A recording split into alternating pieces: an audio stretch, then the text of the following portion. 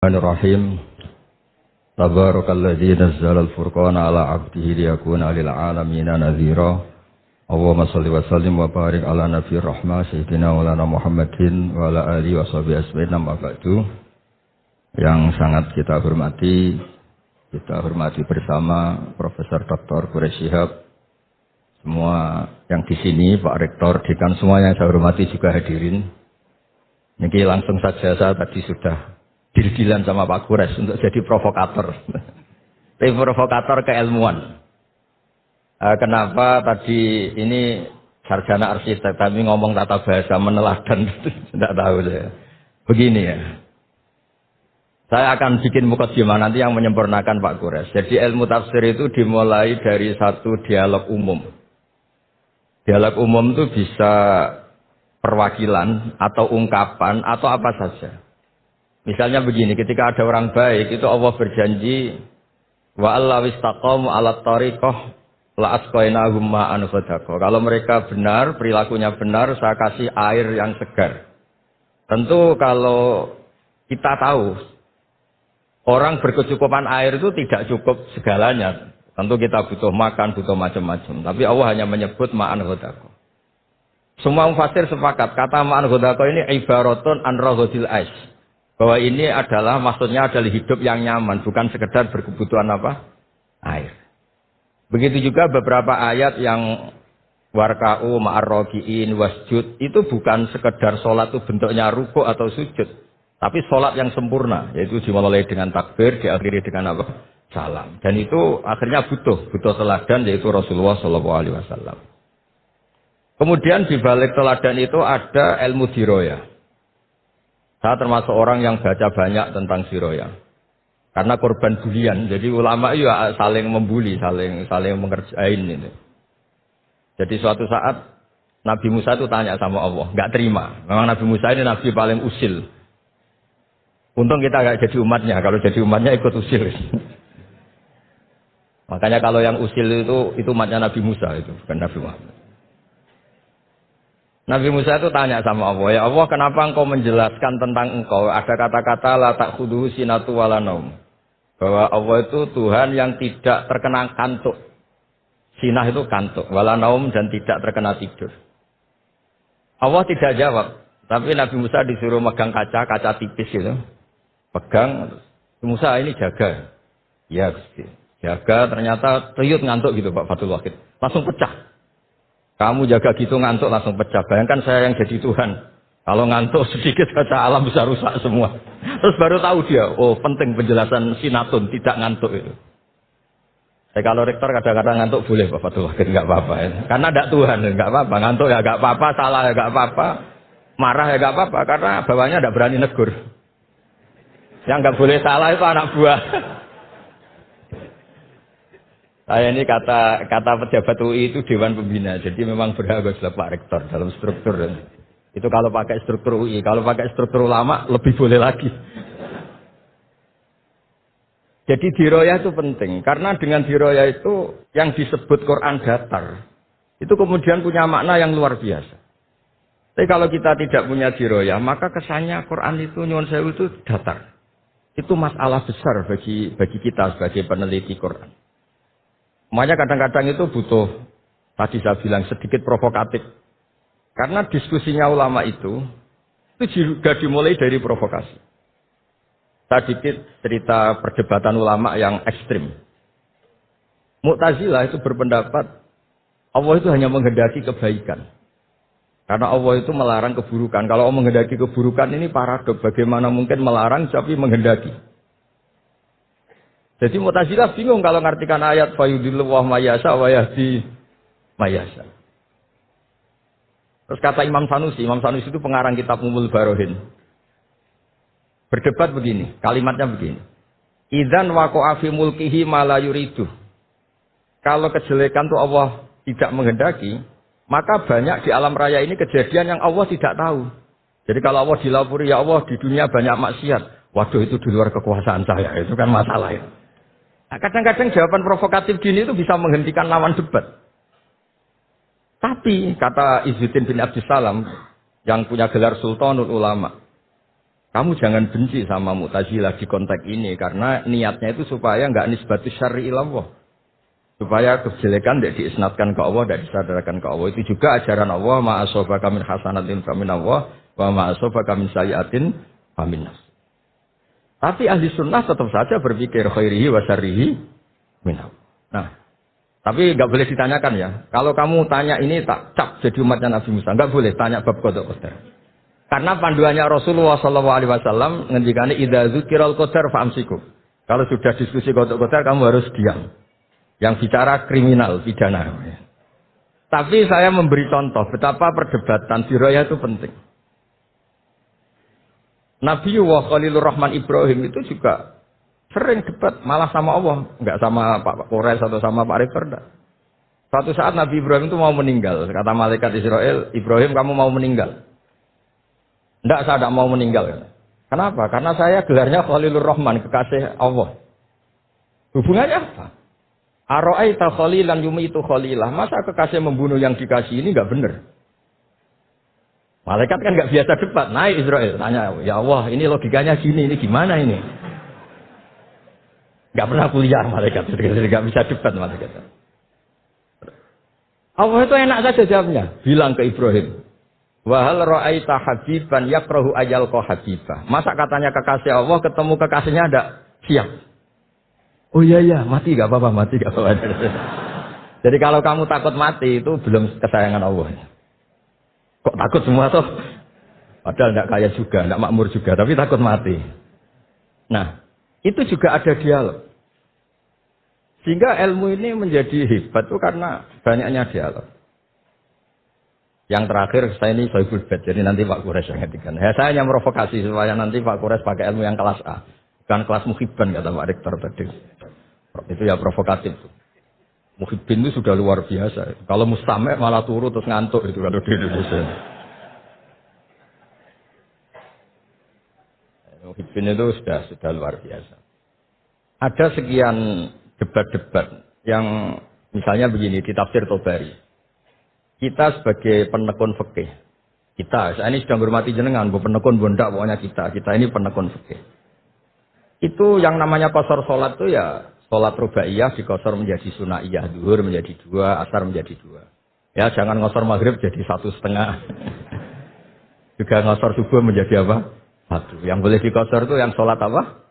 Rubaiyah yang jumlahnya 4. Ini kalau nggak diajari ini bahaya ini. Sudah pakai nama Islam terus ngosor sholat maghrib bisa repot.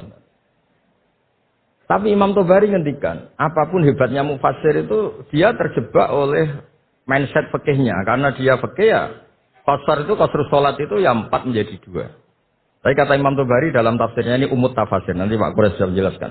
Enggak ada tafsir kecuali nginduk kitab namanya tafsir Tobari, umut tafasir. Itu digelari lam yu'allaf fil Islam misluh, enggak ada karangan sehebat tafsir Tobari. Kecuali Al-Misbah, tenang mawon iki. Tenang mawon ini. Ini Mbak Caca agak terima saya ini kan Pak Naswa agak terima itu. Melihat saya sama banyak terus ya kecuali enggak apa-apa, sudah ini tamu harus dihormati sudah kecuali. Saya rileks saja. Falaisa alaikum junahun an taqsuru minas shalah in khiftum ayyaftinakumul ladzina. Itu kata Imam Tobari, qasrus salat menjadikan salat 4 menjadi 2 itu ya bagian dari qasrus salat, tapi qasrus salat itu bisa yang pernah wajib menjadi tidak wajib. Misalnya sholat itu wajib menghadap ke kiblat. Gara-gara kondisi darurat tidak wajib menghadap apa? Kiblat. Sholat normalnya nggak boleh gerak di atas 3 kali. Tapi gara-gara kondisi darurat boleh gerak di atas 3 kali. Itu juga qasrus sholat. Menjadikan yang wajib menjadi tidak wajib. Yang pantangan menjadi boleh. Sehingga pesannya Mbah Mun, guru saya Kiai Maimun, juga pesannya Bapak. Tafsir biarkan tetap tafsir. Jangan mengganti kalimatun jami'ah. Atau lafdun jama' yang ada di Quran. Karena kalau tafsir membentuk nanti menjadi mudhayyik, mempersempit makna Quran. Coba kalau sampean belajar tafsir ya ayuhan nas mesti ya ahla Makkah. Ubudu rabbakum. Nah, kalau nuruti tafsir kan, oh ini perintah ke ahli Mekah. Saya kan orang Indonesia. Sama salah itu. Misalnya tahajud, wa minal laili fatahajjat bi. Fatahajjat ya Muhammad ya Rasulullah. Saya kan tidak Nabi Muhammad, berarti enggak kena perintah itu. Masalah besar itu. Jadi memang tafsir itu harus Tadi saya sudah matur Pak Quraisy, di pondok itu jarang orang nulis tafsir. Karena sudah diancam man fasarul Quran bi ra'yihi falyatabawa maq'adahu minan nar. Jadi nulis tafsir itu ya kayak pesen tiket. Enggak usah diteruskan. Nah, yang masalah itu bi ra'yihi, kebetulan Pak Quraisy baca banyak, saya juga baca banyak. Pak Fatul Wahid karena ingin naik kelas ya baca banyak. Nanti setelah enggak rektor ngiyai lagi Pak Wahid ini. Karena kecilnya tuh ngaji di bawah saya di Kudus di Muawanah. Saya enggak tahu kok jadi rektor. Enggak tahu, makanya dia tadi dalil-dalil kayak wong pinter gitu kan. Saya juga heran. Masa di depan Pak Quraisy, di depan saya tetap dalil itu luar biasa. Hebat itu, hebat. Luar biasa itu. Pokoknya hebat. Anda harus bangga punya rektor seperti ini, harus bangga. Ya, gitu saja. Wassalamualaikum warahmatullahi wabarakatuh. Baik, terima kasih Gus Bak. Mohon maaf Gus Bak, dalilnya kalau salah tadi. Selanjutnya kami mohonkan Prof. Quraisy untuk meneruskan ngaji barengnya. Ya, dipersilakan Prof. Quraisy. Ya.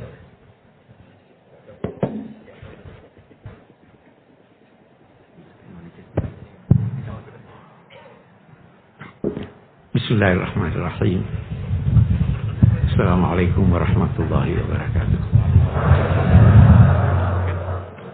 Pak Rektor yang saya hormati, Bapak-bapak, Ibu-ibu, Assalamualaikum warahmatullahi wabarakatuh.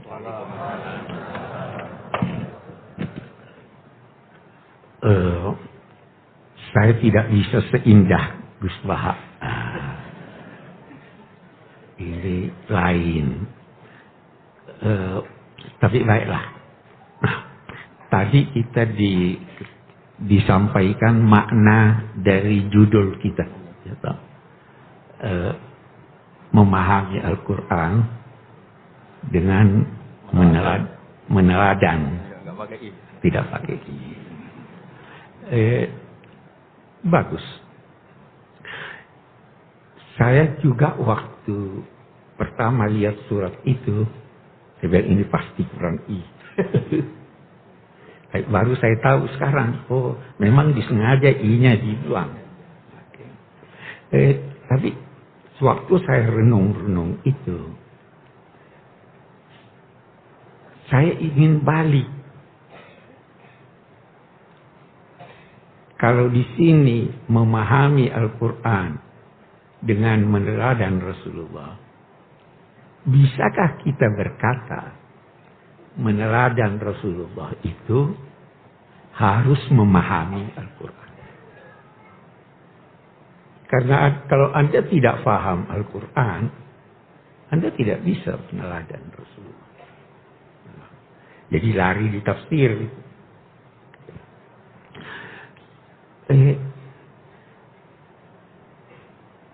Meneladani bisa menjadi sama dengan memahami. Memahaminya bisa sama dengan meneladaninya. Kenapa? Karena Al-Quran, sosok Rasulullah itu adalah penjelmaan dari tuntunan Al-Quran. Sayyidah Aisyah berkata, "Kana khuluquhul Quran." Jadi kalau Anda mau faham Quran, lihat Rasulullah bagaimana itu. Kalau Anda mau meneladan Rasulullah, fahami Al-Quran. Jadi dua hal yang tidak bisa dipisahkan. Kita melangkah lebih jauh. Kalau kita merujuk ke Al-Quran, paling tidak, saya belum pernah meneliti semua kosakatanya, tetapi paling tidak ada 3 kata yang digunakan Al-Quran dalam konteks keteladanan. Yang pertama, uswah. Yang kedua, qudwah. Yang ketiga, ittiba'. Kita tadi ayat yang dibaca, laqad kana lakum fi Rasulillahi uswatun hasanah. Pada sosok Nabi Muhammad, pada kegiatannya, pada sunnahnya, pada gerak-geriknya, pada langkah-langkahnya, itu ada keteladanan yang kamu bisa ambil dari sana. Itu uswah. Yang kedua, itu di Al-Quran, kata qudwah, kita temukan ketika Allah membicarakan nabi-nabi sebelum ini, terus ada perintah kepada Nabi Muhammad. Ulaikal ladzina hadallahu fabihudahum iqtadi. Iqtadi. Jadi bukan ta'assa. Kita, apa bedanya uswah dan qudwah? Kalau kita kembali kepada Al-Quran, uswah digunakannya untuk menggambarkan upaya meneladani sosok orangnya. Tetapi qudwah digunakan oleh Al-Quran untuk meneladani kandungan petunjuk, bukan orangnya. Beda kan? Sekarang kita mau bertanya, Nabi Muhammad tidak disuruh, kita pun tidak disuruh untuk meneladani nabi-nabi terdahulu. Tapi kita disuruh uswah, meneladani sosok ini. Kalau kamu teladani sosok ini, itu sudah kamu teladani Al-Quran. Nabi Muhammad itu nabi-nabi hebat-hebat. Tapi ada dia punya kegiatan, ada dia punya sikap yang jangan teladani itu. Karena dia pakai qudwah. Nah, kita ambil contoh. Itu Nabi Ibrahim dinamai juga uswah. Tetapi laqad kana lakum fi Ibrahim uswatun hasanah walladzina amanu ma'ahu uswatun hasanah. Baru dia lanjutkan illa qaula Ibrahim. Kamu boleh contohi dia kecuali satu. Sudah dikecualikan. Kecuali apa? Dia setelah mengetahui bahwa ayahnya tidak mungkin akan beriman, dia masih mau doakan. Jangan tiru itu. Jadi tidak mutlak loh. Kita lihat Nabi Musa. Hebat Nabi Musa. Tapi ada yang tidak bisa diteladani dia. Mau lihat contohnya. Waktu dia kembali dari pertemuan dalam dua tanda petik dengan Tuhan. Dia dapati kaumnya menyembah ejil, anak sapi. Dia marah, dia lempar itu al-alwah, dia tarik rambutnya saudaranya. Itu perlu diteladani atau tidak? Tidak. Ya kata khutbah. Nabi Yunus. Nah, kita lihat sekarang, kita disuruh tidak usah banyak masalah. Semua yang ada dipraktekkan oleh Nabi Muhammad, silahkan contoh. Itu sebelum kita jauh, kita fahami. Yang ketiga, ittabi'u. Apa itu? Ayatnya dulu. Fa'aminu bihi wattabi'uhu. Percaya pada, telah datang kepadamu seorang nabi yang ummi dan seterusnya, baru percayalah kepadanya dan ikuti dia. Hanya saja kita lihat ittabi'u itu beda dengan tabi'ah, itu beda dengan ittaba'ah. Kalau tabi'ah mengikuti, Anda bisa berkata, bayangan saya mengikuti saya. Tapi kalau ittaba'ah, itu bersungguh-sungguh kamu mengikuti. Nah, kenapa bersungguh-sungguh ya Allah? Bersungguh-sungguh mengikuti. Sebelum bersungguh-sungguh mengikuti, kamu harus bersungguh-sungguh memahami apa yang dikerjakan oleh Nabi Muhammad, baru kamu ikuti. Jangan sampai itu kekhususan buat dia. Ada satu orang ya. Satu orang berkata, saya mau ikuti Nabi Muhammad. Bagaimana? Dia kawin banyak, saya mau kawin juga. Boleh enggak? Ibu-ibu boleh enggak? Syekh Ali Jum'ah, itu mufti Mesir, sekarang sudah pensiun. Dia katakan orang yang berkata begitu sombong dan bodoh. Dia sombong, dia mempersamakan dirinya dengan Rasulullah. Dan bodoh, dia tidak tahu mengapa Rasulullah kawin banyak. Jadi ittabi'u, pelajari bahwa ini demikian, tahu apa sebabnya begitu, baru ikuti. Karena ternyata kita, sebelum lanjut lagi, kita mau berhenti sejenak di sini. Kenapa Allah memerintahkan kita mengikuti sosok itu walaupun Anda tidak paham Quran? Ya kan? Karena sama dengan Quran. Saya mau cerita. Saya dulu waktu ujian PhD saya, sampai sekarang saya masih ingat satu pertanyaan dari penguji. Dia tanya begini, coba terangkan pada saya makna hadis kuntu nabiyan wa adam bainar ruhi wal jasad. Saya telah dipersiapkan Allah menjadi nabi, sedang waktu itu Adam masih dalam proses kejadiannya. Jadi dalam dua tanda petik, Tuhan sudah punya rencana. Dia sudah siapkan segala sesuatu. Saya waktu ditanya itu tidak bisa jawab. Jadi, bagaimana? Akhirnya saya jawab begini. Saya merasa saya diilhami sesuatu jawaban.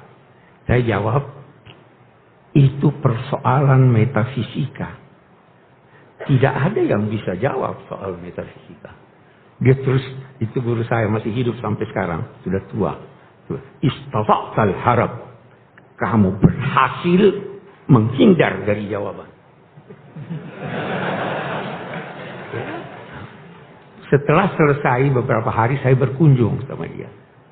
Saya bilang, saya mau tahu apa jawabannya itu. Dia cerita panjang lebar. Dia cerita bahwa memang Nabi Muhammad sudah dipersiapkan oleh Allah sejak awal. Ini kesayangan saya. Ini saya akan didik sendiri. Ini saya akan pilihkan yang terbaik buat dia. Baru dia cerita, bagaimana itu? Kenapa ayahnya meninggal sebelum dia lahir? Kenapa begitu lahir, lantas ibunya antar dia ke ini? Begitu dikembalikan, meninggal ibunya. Kenapa dia tidak pandai membaca? Kenapa dia dilahirkan, tumbuh besar dari Mekah? Itu rencana Tuhan. Apa rencana Tuhan? Baru dia katakan, ada 4 faktor penting yang bisa membentuk manusia. Yang pertama, ayahnya. Ayah itu bisa membentuk. Yang kedua, ibunya. Yang ketiga, bacaannya. Yang keempat, lingkungannya.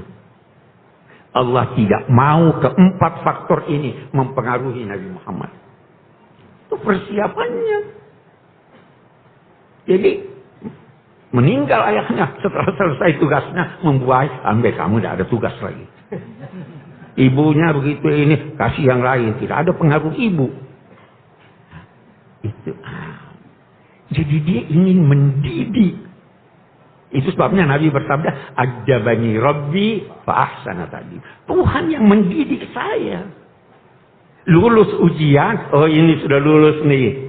Teladani aja dia. Tidak baca Quran, tidak mendalam pengetahuan tentang Al-Quran. Teladani aja dia. Gimana? Nah, jadi beda dengan nabi-nabi yang lain. Pendidikan Tuhan terhadap Nabi Muhammad itu jelas sekali kalau Anda baca Quran. Ditegur, walau sudah baik. Karena dia harus memberikan yang terbaik. Baca itu. Sedang duduk bertemu dengan tokoh-tokoh kaum musyrik Mekah, datang Abdullah bin Maktum, teriak, Nabi Muhammad, hei, jangan, tidak begitu. Hanya mukanya masam, manusiawi. Tapi ditegur, abasa wa tawalla ja'ahul ama. Datang orang-orang munafik, minta izin, wahai Nabi, saya tidak bisa ikut perang. Nabi berkata, tidak usah, ditegur. 5 adin talahum hatta yatabayyana. Kenapa kamu izinkan dia pergi sebelum kamu buktikan bahwa kamu bohong? Ini. Hubungan dengan istri mengalah dalam apa sih istilahnya itu, Pak? Jadi Nabi ini pergi ke rumah salah seorang istrinya, agak lama di sana, dikasih madu. Pulangnya pergi ke rumah Aisyah atau ke Hafsah, terus kau punya mulut agak kurang enak, kamu makan apa? Ya, saya tidak makan apa-apa, saya cuma makan madu. Oh, itu madu jelek itu. Terus oke deh, saya tidak akan makan lagi di sana, tapi jangan bilang-bilang sama orang. Ditegur oleh Tuhan. Itu pengajaran. Jadi dibentuk. Teladani.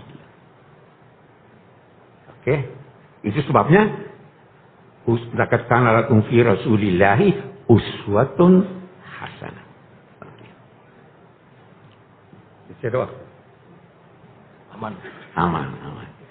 Kita sekarang yang diteladani itu Rasulnya atau orangnya. Kalau kita baca ayat ini, laqad kana lakum fi Rasulillahi uswatun hasanah, dalam sosoknya sebagai Rasul, ya kan? Tetapi ada ulama berkata begini, kan di Al-Quran juga ada dikatakan atau Allah memerintahkan, Qul innama ana basyarun mitlukum, saya ini manusia seperti kamu. Dijawab oleh yang lain. Jadi dia bilang semuanya, apapun. Wah, beda pendapat ulama. Sahabat juga nanti kita lihat, baca yang ini. Ada lagi yang berkata, bukankah Al-Quran menyatakan wa ma Muhammadun illa Rasul? Sama tadi yang dijelaskan Bisbahi. Apa tadi yang dijelaskan saya ini menyangkut oke deh, sebentar saya ingat.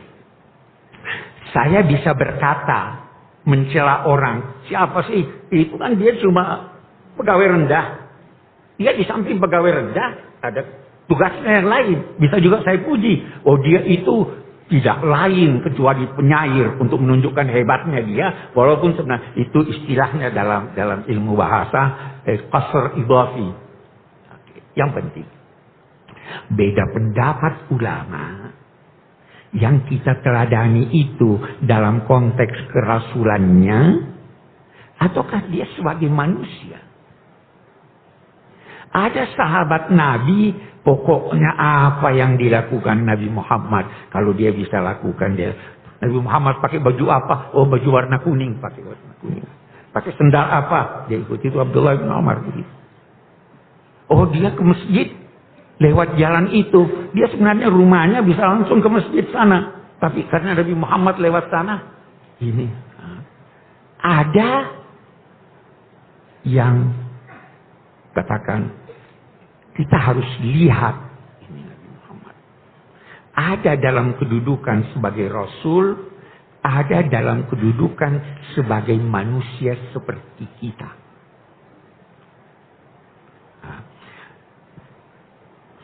Sehingga kalau merujuk kepada sahabat-sahabat Nabi, sebagian besar mereka itu membagi sosok Sayyidina Muhammad ini dalam beberapa bagian. Sekali dia sebagai Rasul. Sebagai Rasul apa? Oh, dia salat subuh 2 rakaat. Ikuti dia. Kalau dia ke masjid di waktu subuh, sambil nunggu jemaah baring-baring di masjid, itu bagaimana? Diteladani juga atau tidak? Atau itu dalam kedudukannya sebagai manusia? Beda pendapat lah ulama kita. Ada ya, sampai sekarang itu ada kan ya. Nunggu ini. Ada yang bilang, enggak, itu kan Nabi capek nunggu. Senang makan paha kambing. Harus senang juga. Maka mereka bagi. Ada Rasul, ada mufti, ada hakim, ada sebagai personal. Sebagai personal, ada yang khusus buat dia, ada yang kita bisa sama. Saya beri contoh. Hind, suaminya, untuk ibu-ibu nih, bapak-bapak jangan marah. Dengar dulu. Ibu-ibu, kalau suami punya duit, kikir, boleh enggak dicuri duitnya? Bapak-bapak diam. Bapak-bapak diam lah. Nah, nanti fatwanya dari Gus Baha. Ini perempuan datang, saya punya suami kikir. Dia tidak beri saya yang mencukupi kebutuhan saya. Nabi jawab, khudhi ma yakfiki wa waladaki bil ma'ruf. Ambil aja tanpa pengetahuan dia. Untuk keperluanmu, tertawa semua. Tapi tunggu dulu, Bu. Tunggu dulu. Ini dalam kedudukan beliau sebagai mufti atau dalam kedudukan beliau sebagai hakim yang memutus perkara. Kalau sebagai mufti, ibu boleh ambil. Tapi kalau sebagai hakim yang memutus perkara, ini hanya khusus untuk kasus ini. Karena itu, kalau fatwa Nabi pasti benar. Tapi kalau ketetapan hukumnya benar secara formal, tapi belum tentu benar secara substansial. Ini sudah dibagi-bagi oleh ulama. Dari dulu, kata ulama-ulama kita, itu sahabat-sahabat Nabi sudah bedakan Nabi. Sering mereka bertanya, ini perintah Tuhan atau pendapatmu? Kalau perintah Tuhan, kami anak wa. Tapi kalau pendapatmu, tunggu dulu. Ada seorang perempuan, namanya Burairah. Dia sudah punya hak untuk berpisah dengan suaminya. Mughis. Dia merdeka, suaminya masih budak. Jadi dia mau tinggalkan. Suaminya Mughis ini datang pada Nabi. Wahai Nabi, tolong bujuk istri saya biar kita bisa hidup lagi bersama. Nabi, dia lihat ini si suami jalan di belakang istrinya menangis. Rasul bilang sama Al-Abbas, coba lihat itu cinta luar biasa. Nabi pergi kepada Burairah, kembalilah, hidup rukun lagi. Burairah bertanya, ini perintah atau saran? Kata Nabi, ya saya cuma saran. Kalau saran, saya tidak mau. Itu karena mama. Ya, jadi ini yang saya katakan, kita harus pandai-pandai. Jangan semua yang dilakukan Nabi, kita ini. Ada yang dilakukan berdasar adat istiadat masyarakatnya. Saya pernah ditanya, Pak Pras kok enggak pernah saya lihat pakai kopiah putih? Saya bilang, menurut saya, ini lebih bagus dari kopiah putih. Kenapa? Ini adat kebiasaan bangsa saya. Allah memerintahkan kita melakukan ma'ruf. Jadi meneladani Nabi dalam pakaiannya bagaimana? Saya katakan, kalau Anda meneladani Nabi pada pakaiannya karena cinta pada Nabi, Anda dapat pahala bukan karena pakai, tapi karena cinta Anda. Karena Nabi juga tidak selalu pakai pakaian orang Saudi. Pernah pakai pakaian dari Mesir, pernah pakai dari Yaman. Jadi, sekali lagi, meneladani dengan sungguh-sungguh setelah kita memahami. Dalam konteks kehidupan bermasyarakat seperti itu. Seringkali perbedaan-perbedaan pendapat itu Nabi. Boleh, silahkan. Tidak usah bersikeras. Karena itu ada ulama berkata. Sekarang kita ambil contoh yang paling populer. Salat, baca Fatihah. Pakai bismillah atau tidak? Ada yang berkata? Ya kan? Ada yang pakai bismillah. Ada yang tidak pakai bismillah. Ada yang bismillahnya ini. Okay. Ada yang kompromi imamnya. Ada yang melihat yang nugasin. Itu. Ini bagaimana ini? Yang mana yang diteladani? Ya kan? Ada ulama yang mentarjih. Oh, ini lebih kuat. Itu lebih. Oke, silahkan. Tapi ada ulama yang saya menganut seperti itu.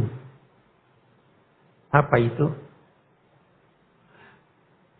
Nabi mempraktekkan aneka praktek sehingga semua benar.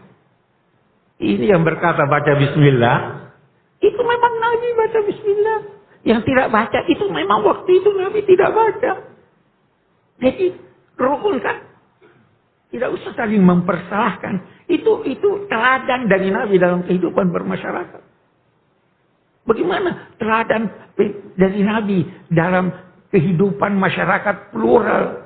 Kita baca Piagam Madinah. Kita baca pelayanannya kepada non-muslim dan lain-lain sebagainya. Itu kita teladani Nabi. Jadi, terus saya mau ambil kesimpulan supaya kita ada.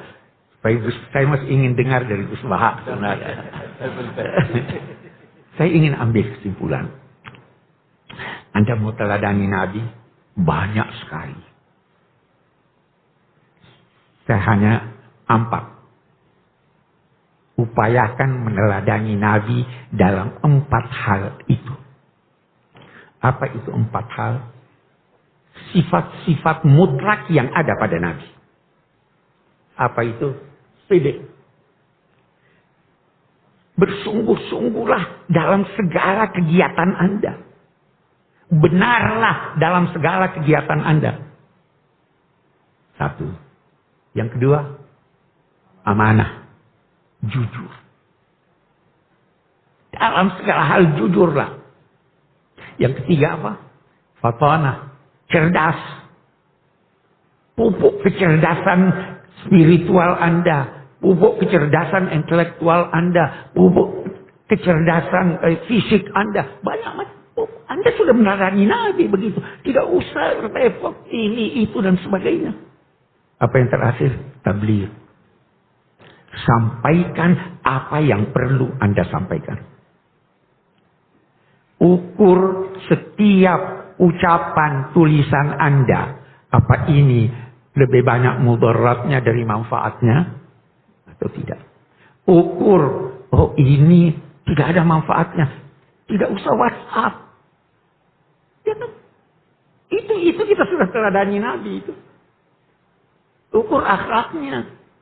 Sekian banyak orang yang mencapai tingkat orang yang banyak puasa dan sholatnya karena akhlaknya. Itu kita teladani Nabi di sini. Daripada repot-repot segalanya beda-beda. Itu praktis. Saya kira itu kesimpulannya dapat saya sampaikan. Baik, terima kasih Prof. Quraisy ya.